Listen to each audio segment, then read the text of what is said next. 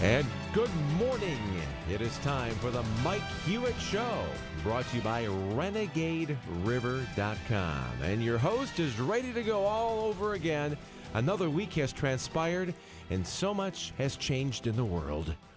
I got to tell you, you're right again. That's like 3 weeks in a row, Brian Thomas. You were spot on. The world has completely reinvented itself since last Wednesday. Hey, good morning, everybody. With us, Miles Bauer, our co-host, myself. We're ready to go. Listen, there's a lot of news, all jokes aside. First off, Ludwig couldn't make it today. He called in. I can't even say it. He's not here. So wherever he's at, he's listening, and he's probably giving obnoxious gestures to the radio. And it's too bad for him. That's how I say it. So we've taken the logo for the show where we had a picture of myself, Miles, and Ludwig, and we've just put a little canvas over his face on the image. Listen, what I want to do is let's get the vulgar talk conversation of Trump out of the way first, and then dive into some real politics. One of the things I really wanted to it's been talked about a billion times, and I don't really want to talk about his banter as much as I do the media, because while the media is running around going, "Oh my God, did you hear what he said?" They're saying it over and over, and I thought, how hypocritical is that? They talk about how vulgar it is, and then they put it on the front page of their newspapers, and they replay it relentlessly 24 hours a day, 7 or 8, because it advances their political agenda, and maybe they like it a little bit. I can't find any other reason. I mean, it's just hypocrisy. He says it riding around privately on a bus. Should he have? I don't know. He's a grown man. If he wants to talk vulgar, he can.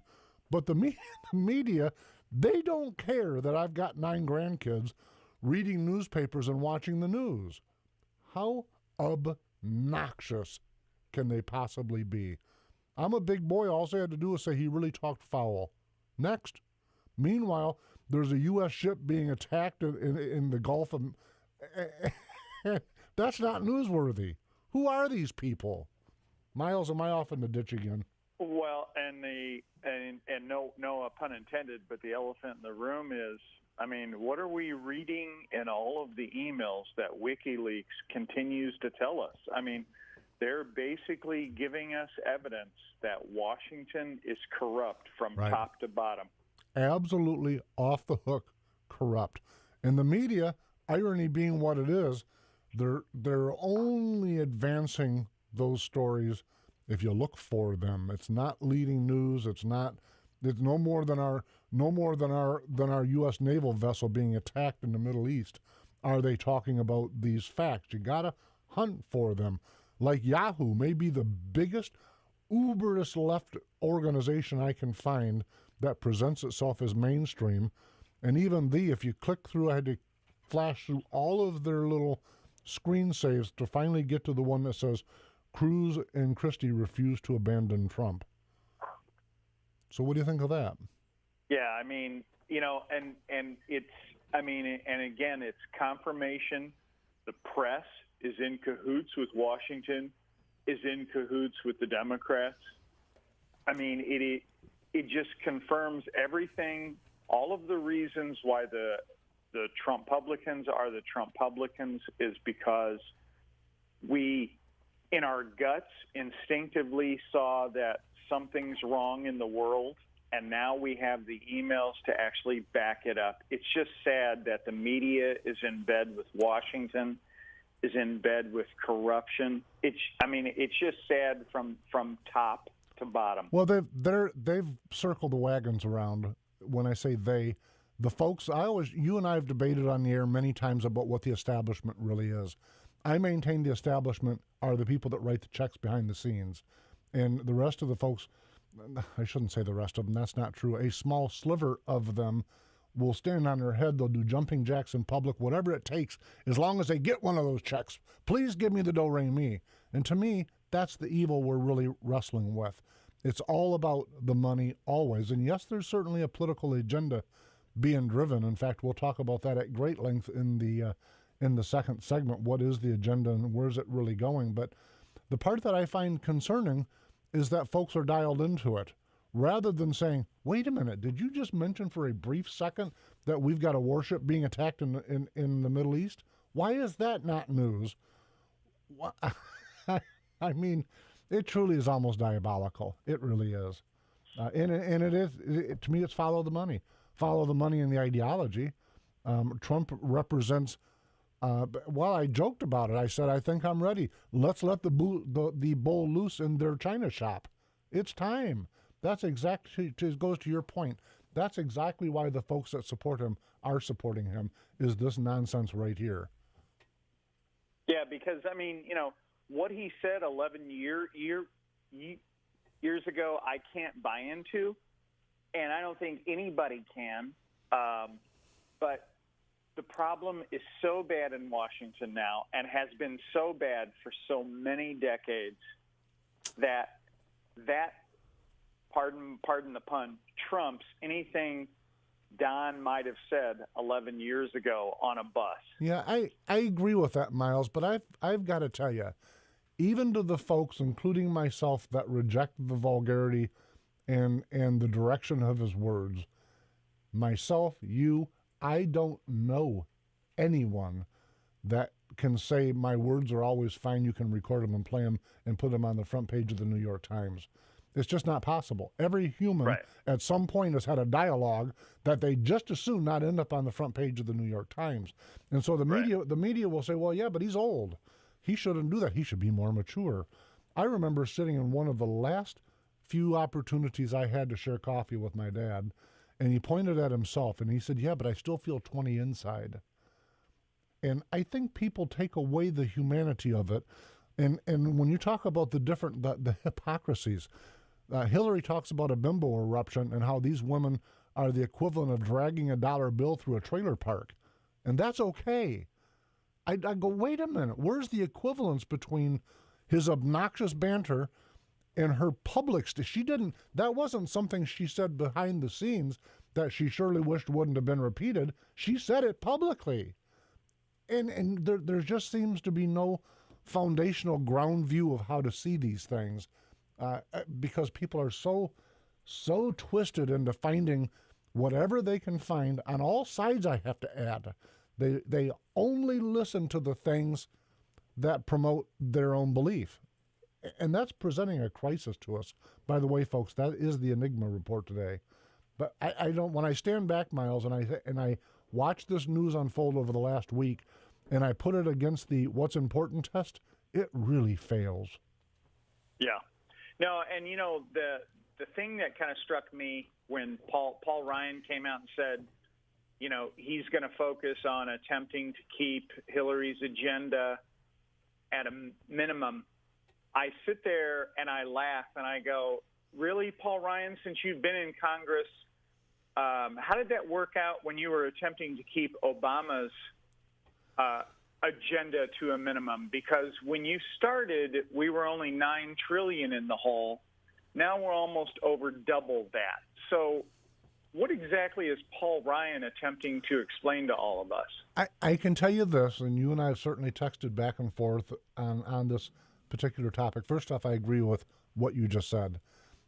But when I look at him specifically as the Speaker of the House and as a Republican, and folks, anyone that listens to the show knows that I'm an active Republican. I'm very involved. In fact, how do you pronounce that? Snops or Snopes, or how do you say that word? The Snopes, the website that's the background check people. Yeah, Snopes. Yeah, Snopes. Is it Snopes? I mean, they've got me listed as a devout Republican.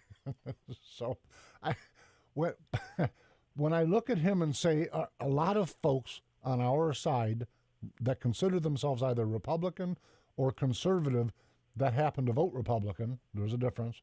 We're working really hard to advance our side. Most of us are trying to do it honestly. So when I look at Paul Ryan and say, all right, he has perhaps some legitimate concerns about the impact of Trump's words on the congressional campaigns on some of the swing districts across the United States. But I pause and I think to myself, I say, does his public stance help them? I put I got my consulting political hat on right now. And the answer is absolutely zero, no, no, no. It's wrong-headed thinking. Now, if he would have had a closed-door meeting with the House caucus, the House Republican caucus, and said, boys and girls, we're going to have to back away a little bit privately and let's reserve our money, Miles, I wouldn't have agreed with it. I wouldn't have known about it, but let's presume for a minute I knew. I wouldn't have agreed with it as a political position, but I could have at least understood it. But to make it a public statement seems to me to seek to suppress volunteerism and voter turnout. And that is diabolical.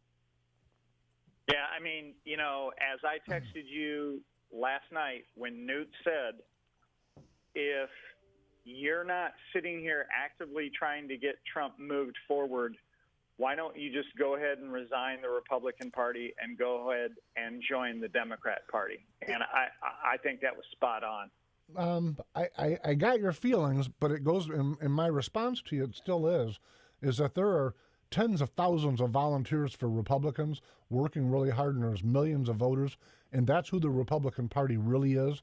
And so when I look at Paul Ryan, if his goal was to suppress votes, then to your point, then he needs to switch teams. If his goal was an error, then it would be okay if he came out and said, that's not exactly what I meant. What I meant was whatever he really meant. Because to me, it was the biggest bonus head, other than him spending an extra few trillions of dollars, it was a pretty bonehead move. Yes, I completely agree there. I mean, if he wants to come out and clarify that, then that is a completely different ballgame. But the way he left it, I'm kind of like, well, then you know what? Whatever, guy. I was reminded by somebody on Facebook yesterday evening in the middle of my rant over him that I was, I can't remember the word he used, but the moral of it was that I was getting hung up on issues that don't matter. And so and my friend on Facebook is probably right, and maybe we both are, Miles. What I say now, after he very respectfully pulled my eyes back to where they should be, my new view of Paul Ryan is let the House Republican caucus either vote to keep him there, and if they do, shame on him, and let his district voters decide whether they still want to be represented by somebody who's confused about what team he's on. So it's up to the caucus and it's up to the voters in his district. But in the meantime, it's up to us to say, how are we going to keep that woman? And I just heard 1,000 people. Is that a gender statement? No. How are we going to keep that evil person out of the White House? Because she doesn't belong there. And it's not ideological. This woman's been lying to America. Boldface, she got it in emails after email, thousands of them. And she'll look, but it's like the Benghazi people hating to revisit it. But she looks the parents of the dead folks in the eye and holds their hands while she boldface lies to them. And then there's folks that say, yes, she's who we should have in the White House. I hate to use the word, but that's insanity. That's just not, that's corrupt on the part of the electorate. We know she's corrupt, but for the electorate, for any portion of the electorate to look at her and go, yeah, we're okay with that. We're worried about his vulgar language, but she can lie to the parents of those dead folks and we're okay with that. We've heard enough of that. That's old news. That's some broken thinking. Yeah, I mean, there's just no way to rectify how Hillary has any. I don't even know how you would go about describing it. I mean, how she could even remotely be valid to come anywhere near the presidency at all. I mean, at least, Bernie might be a socialist, but you can at least see Bernie, if he had the votes, okay, well, then I get it within our constitutional republic. But her, given that we've got year after year after year of evidence of just total corruption, and you and I know this from when we were back in Arkansas back in the day. I mean, this is just a parade of decades of corruption. This is the lowest common denominator that we have here. It's just sad. It really is. Ludwig is. I can't do it without laughing. Ludwig is texting us, and he's reminding us, rightfully so, of what Newt's comments were, is that we're a party of volunteers, and if he's saying screw you to the volunteers, maybe he shouldn't be the leader of the volunteers. He's referring to Paul Ryan. Evidently, he's paraphrasing whatever Newt Gingrich said yesterday evening in an interview. Yeah, no, and Newt had some really good points there about, look, at the end of the day, are you a Republican? Are you with the nominee? I mean, because, hating to be a Trump-publican here, but he has garnered the most primary votes in Republican history. So the grassroots have said they want Trump, right, wrong, or indifferent. Well, now grassroots will push back at you and say, conservative grassroots, and say, wait a minute, he didn't get a majority of it because, of course, the math says it was divided up by 17, therefore he didn't get a majority, but he still got the most that there's ever been gotten. So that's the argument. But I got to tell you, I'm watching all of this go back and forth in the news and going from NBC to Fox News and everything in between. And in fact, I think I sent you a message yesterday on this. It dawned on me that all the wrestling match that we're watching with Paul Ryan and my side or our side of the fence, we're supposed to be this big one happy party tent. But it dawned on me in the middle of that what you had said back on the air in March when you said what we're really watching is a party restructuring, a post-World War II party restructure. And that's really the wrestling match that both the Democratic Party, because we're always on our show talking about what's going on in the Republican Party. Let me tell you, folks, this exact same argument is taking place on the Democratic side. There's a lot of Bernie Sanders folks that are saying, go to heck, we're not going to vote for that witch. That's what they're saying, by the way. I'm just quoting them. And so it's the same exact thing, but it goes to your point that was so articulate when you said it, that we're watching the parties go through a restructure from post-World War II. I think you were spot on. Listen, we're way over the time, so we're going to have to go to a break. But we'll come back. Let's dive into some of the political, we'll go poli-sci 101 on why we're where we're at. Folks, we'll be right back. You're listening to The Mike Hewitt Show. Renegade River, guns and ammo, and so much more. Old-fashioned service with surprisingly low prices. On M104 at the top of the new 231 bypass in Utica. Or find us at renegaderiver.com because you deserve it. Now, back to The Mike Hewitt Show on News Talk 1090 WKBZ and Talk 1230 WTKG. Mike Hewitt Show is brought to you by RenegadeRiver.com, and we are already into the second segment, even though we went kind of sort of long in the first one, but that's okay. When you're on a roll, you're on a roll. That was Miles' fault. Listen, folks, if you're just tuning in, Miles Bauer and I are getting ready to dive into the deep end here, and I don't think this is the segment you've been looking for a while, Miles, but I've been wanting to do it for a while. Listen, what promoted it, and I'm just got to kind of, folks, I got to set you up so you understand it. One of my friends is a professor. In fact, I told him on Facebook I wouldn't mention his name. He just says you can, but I still won't. One of my friends is a professor, teaches at a university, and so he teaches economics. And after one of his classes, one of his pupils came up and had questioned him because one of the professors in a different class was teaching the opposing view of this economic lesson he was trying to instill upon the person. How'd I do that? No gender. I did pretty good. Yeah. It's getting tougher and tougher, folks. You got this, maybe I need this electronic, like a big probe or something that zaps you whenever you cross over the gender line. Or Oh, yeah, the universal translator just causes everything to be gender neutral. Listen, so what's happening is in this conversation that the professor's having with the student, it becomes clear that the student is advocating for a heavy progressive taxation.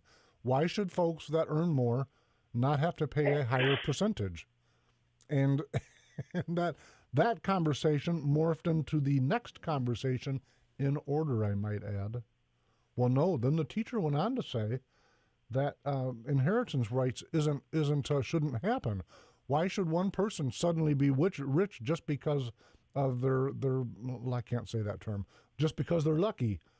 And so when this conversation is being related to me, because I wrote America's Final Beginning and I gave the president, my fictitious president, President Burke, what I think was a really great speech in the book, but I used Karl Marx's 10 planks of the Communist Manifesto as a guide to write that speech.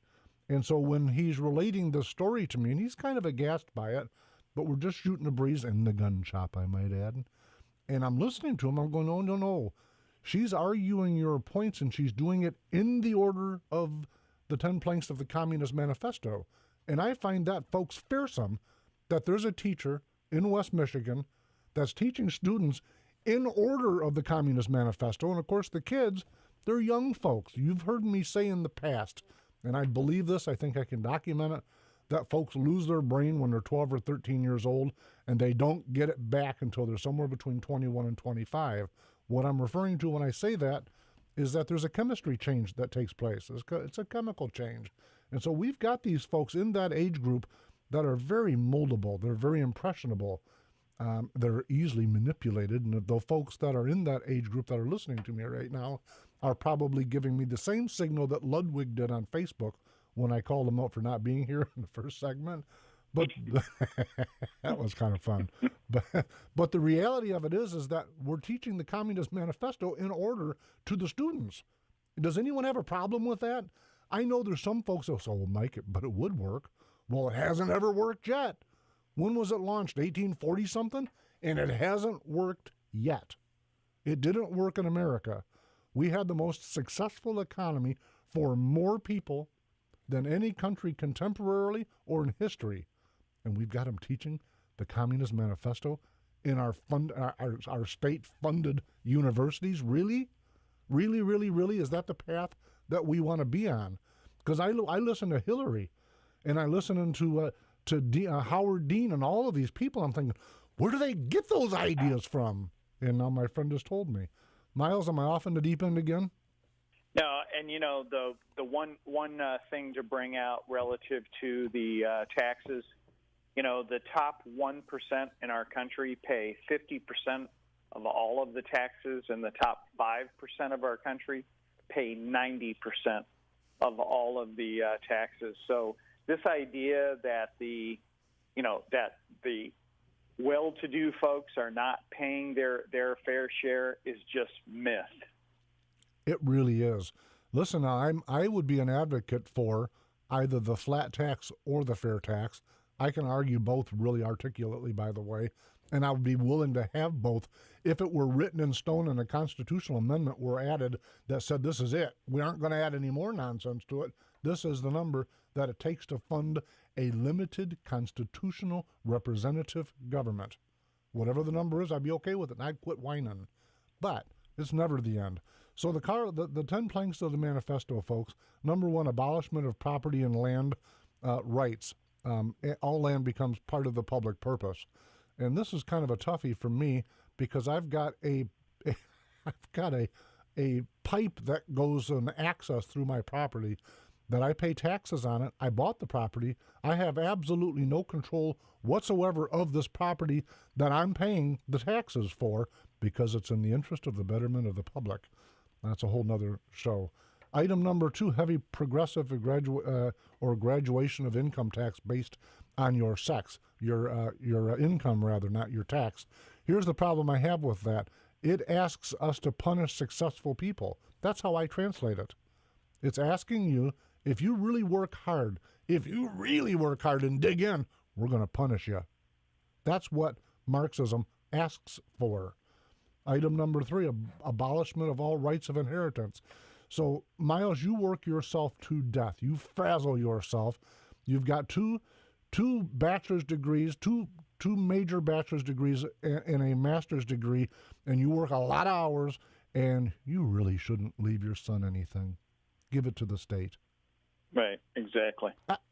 Folks, that's insanity. Listen, what they want to do is they want to tax you to death.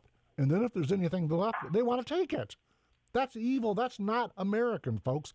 That's un-American. And in fact, it's communism. By definition, throw your stones at me. By definition, it's communism. Am I wrong, Miles? Yeah, I mean, so think about it. Someone spends their entire life paying taxes, saving, storing it all away. Then they end up dying, and they need to pay more taxes. Why? Because they died? Right. That makes zero sense. So now all my after-tax income is now before tax again, just because I died. It feels like the ideology on the uber left, and I'm not talking about the average Democrat walking down the streets, please don't be mad at me, but the rationale used by people like Hillary Clinton and Howard Dean et al. Is that there's a finite amount of money and they're going to get as much of it as they can. Folks, I reject that concept. Our economy grows based on how hard we work and by the numbers of the folks that we keep working. And by the way, that's why our economy is shrinking, because there's not enough people working, and they ain't exactly killing themselves while they're there by large part. Yes, some are. But it is certainly not the work ethic that we would have seen even 20 years ago. Am I wrong again? No, I mean, the problem is that there just isn't the opportunity out there like there was at previous points where you could actually go out there and blossom into something. Yep. Agreed. Item number 4, confiscation of the properties of all immigrants, here's the key word, and rebels. Mike, and people are saying, Mike, that's not happening in the United States. And I'd say you must have missed about 6 months of this show while we watch what was going on out west, because those folks have long lost family properties that had been multiple generations, and they were seized for the greater purpose. Item number 5, centralization of credit in the hands of the state by means of national bank and or state and capital and an exclusive control over, or monopoly, in other words. Does that sound kind of like remotely like what we may be seeing in our culture right now? When I make a deposit, Renegade River it makes a deposit. The bank now charges me for deposits. Go, really? What? They control the entire thing. Absolutely. They meaning the folks in Lansing, or not Lansing, in Washington, D.C., all of these things are being manipulated. The housing bubble that we heard about when George Bush didn't kick over the economy, but rather all of the what was the folks that, what was the one guy's name on the housing committee? The guy with the lisp. I can't think of his name now. At any rate, they did that by creating these fascinating upside-down wealth distribution lending policies. And that's what it was. Central banking is the problem, is where I'm going with that. A control of communications and all transportation. That's item number 6 rather. Does the government control communications? Yep. Entirely. FCC. Entirely controls communication. If they don't like what I say, I got a problem. I do. Fairness doctrine. They're still just like one of the national talk show hosts was talking about yesterday, that if Hillary wins, they are going to seek to get him off the air. Make no mistake about it. They do not like opposition. I'm still reading the manifesto, folks. Extension of factories and institutions produced, owned by the state. Folks will say that the state doesn't own the factories. The state doesn't own the factories. But the state controls everything the factories do. Literally everything is regulated. Folks, you'd be stunned if you could see how regulated my little dinky one-person company is. It would floor you. So I can't imagine being at a large factory where I've got the EPA and the DEQ and the list is endless. You get all done and you finish your day and say, what did I do today? I filled out all the forms and answered all the questions from the various layers of government. That's insanity. But no, it's communism. That's what it is, by definition. So equal liability to all labor. Think about that for a minute. We want everybody to make the same. That's what it is, and that's what they've been calling for. That's what the last 2 years of the mantra from the uber left has been. We've been hearing, especially down in Chicago, Miles, you heard a lot about hamburger flippers and how much money they need to make, which is the job I did back when you and I were in high school. You go, really? Everyone needs to make the same amount. We're going to equally distribute wages. Well, and think about how many departments we have in the government. We have the Department of Agriculture. We have the Department of Commerce. We have the Department of Labor. We have the Department of the Interior, the Environmental Protection Agency, the Bureau of Land Management, the Bureau of Reclamation, the Bureau of Mines, the National Park Service, and the IRS. I mean, think of all of those departments within the government relative to this. Jim Riley, thank you. It was Barney Frank and Chris Dodd. Those were the names I was drawing a blank on. He just texted me in, needed that help. Equal liability of all to labor. Next sentence. Establishment of industrial armies, especially for agriculture. These things are ringing bells, folks. And if they're not ringing bells for us because you're not paying attention, honest, and I'm not trying to be whatever, but I'm just telling you, these things are happening. So for us old guys, us grumpy old guys, when we look around and say, America that we grew up in is gone, what happened? This is what happened. This is what happened. I'm glad someday we'll have to do an episode on it, but the floor of the House, 1963, can't remember the U.S. representative's name anymore, but he read a 43-point list of what he perceived to be, after an investigation, I might add, the goals of the Soviet Union and how they were trying to co-opt the government and the people of the United States. And when you read them now, with 2020 hindsight, wow, we think we won the Cold War? Really? I'm just telling you, it's changed a lot since you and I were young people.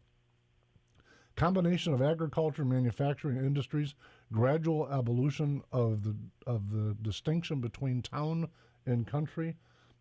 It goes on and on and on and on. This is what it is. What do you think, Miles? Am I wrong again?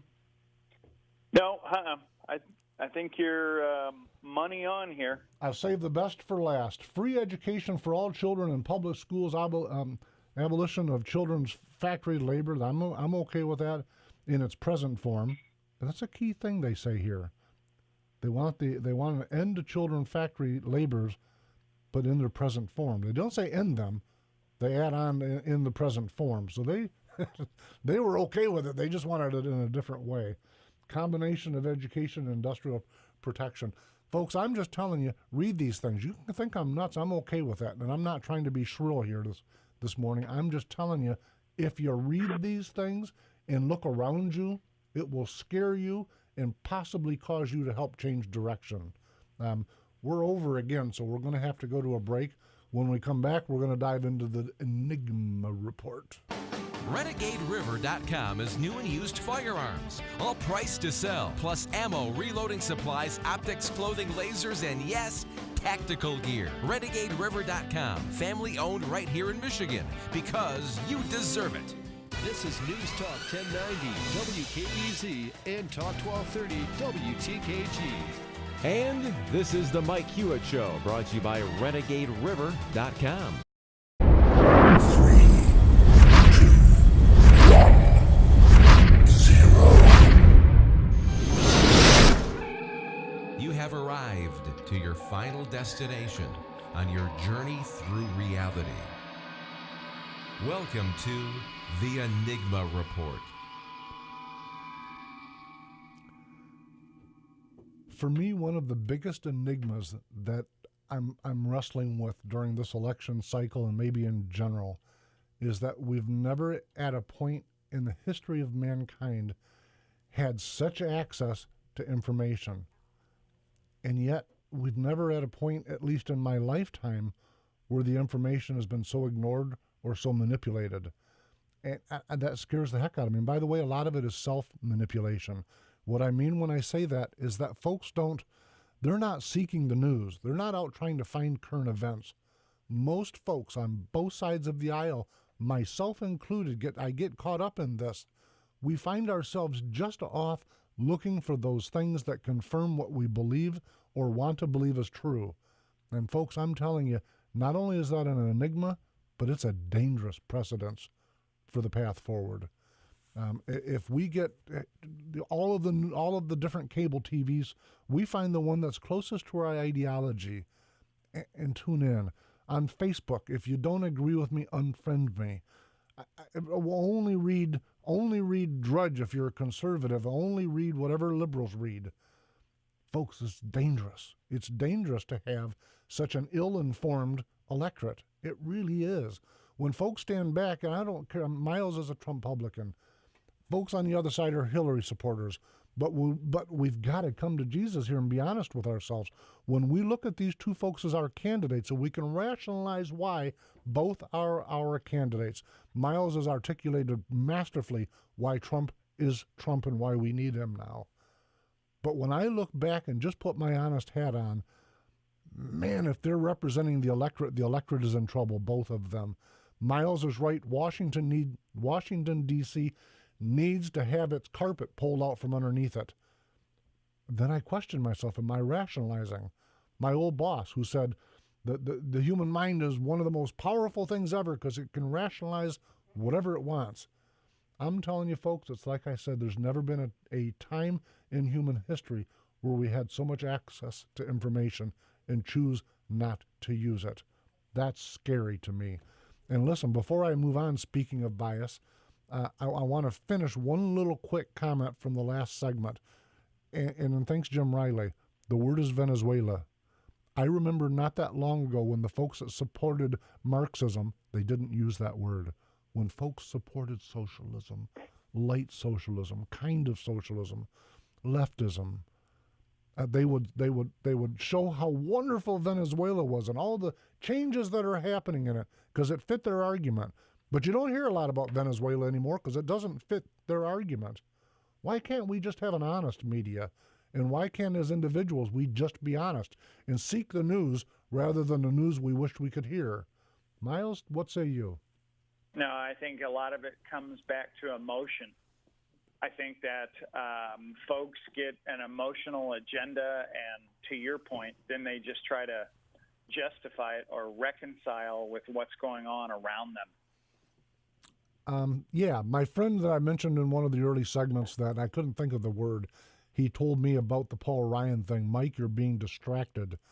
His name is Jay. Jay, you were absolutely spot on. I was being distracted because it didn't fit my narrative and therefore I attack it. He's right. That's not good thinking, but it's what we're doing as a culture right now. It's how we're teaching kids, by the way, because if we were teaching kids how to critical think, this wouldn't be the circumstance. If they could sit back and assimilate the facts, they could arrive at a rational conclusion, but we don't teach it. Now what we do is we teach children to memorize the test for Friday and to make sure they're there on student count day. They go, what? That's really what we're doing? The answer is yes. That's what we're doing. And it's why it makes it easier and easier with each generation just to seek those things that confirm what we believe rather than the truth. I think, go ahead. I think we have a microcosm when you think about the never Trumpers, that they just focus on the stuff that will reinforce their position.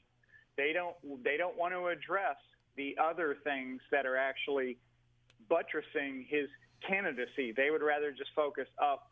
I can't do that because of the tape. Right. But listen, that's going all the way around. That's not only folks on our side that are saying, yes, I'm a conservative, or yes, I'm a Republican, I can't support him.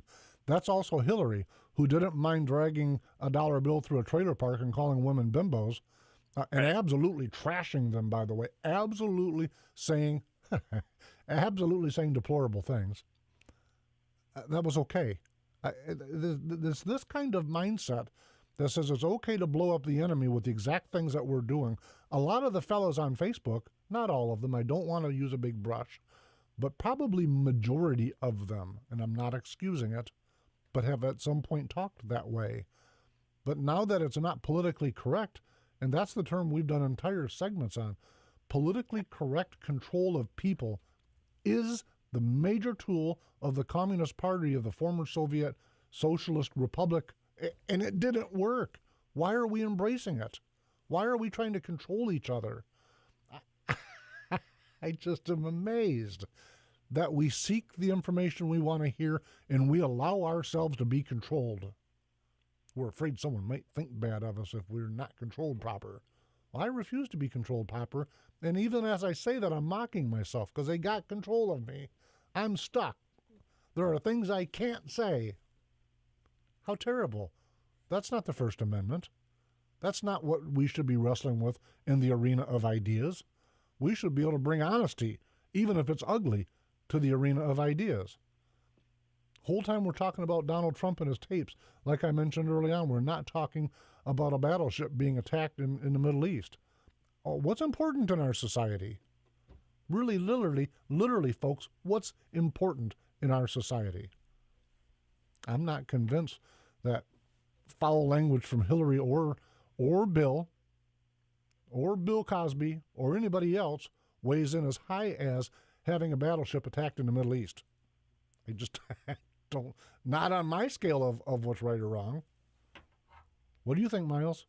Well, and I mean, going back to your point, so why is Cosby wrong for what he did, but then Bill isn't as wrong, and Bill should have been president back in the 90s? They'd reelect him again if he could run. Right. And you go, really? What's the difference between what Cosby did and what Bill did? I can't find it other than I can't find a difference. There is no difference. I don't get it. Right. But I'm more concerned not with them two, but with the folks that are willing to, the electorate, the folks that are willing to say, we don't care what he did.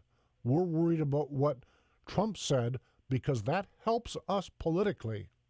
That's really what it's about. Nobody's really, and I shouldn't say nobody, most folks that are attacking Trump are not aghast by his words. They just aren't. I think that's poppycock. I think it's BS. It's nonsense. What they're saying is, we have a tool to beat him with, and we're going to do it. They're ignoring their own history.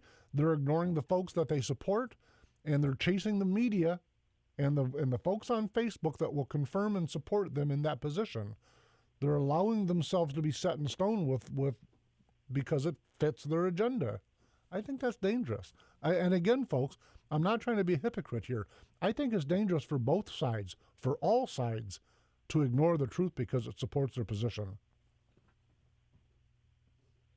That's what I think. I mean, it's true. And to your earlier point about technology is allowing us probably more than ever to just live in our own Kool-Aid, and that's how we're going to view the world, because I'm only going to go to the websites that I agree with. I'm only going to listen to the stuff that I agree with, and I'm just going to bathe myself in my own Kool-Aid, and you begin to lose the perspective of reality of what's really going on. So when Snops attacks me, I shouldn't say attack, that's a strong word. When Snops corrects me, I do like most people will do. I look and I go, oh, they're leftists. So I get on Google and I type in, however you say that word, Snops, and I write the word conservative, thinking I'm going to find folks that are conservative that say they're off liberal. But what I found is that there's a lot of folks on the right that think they're leftists, but there are just as many on the left that think that they're conservatives. And it's because people don't like being told the truth, including me, by the way. We're human. But I think we can get above that and actually be honest and get into the arena of ideas.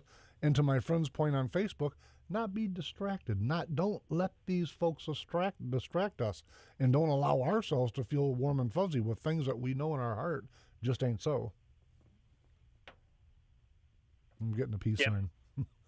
He's going, peace, bro. I thought he was going to do the Richard Nixon, I'm not a crook thing. It's Brian telling me 2 minutes left. He said, yeah, I am not a crook.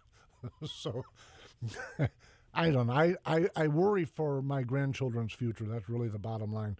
You and me probably are the two grumpy old men, and I get it. I'm by the way, I'm okay with it. There was a time when I never thought I'd get this old, so I'm okay with that. But then I look at my grandkids and go, really, we're buying into the Communist Manifesto, and it's fearsome to me. It's just fearsome to me what kind of future Marxism provides, because we already know we got history. Look what it did. I'm afraid. And when the electorate chooses to ignore facts because it doesn't fit their warm and fuzzy feeling, those things are fearsome.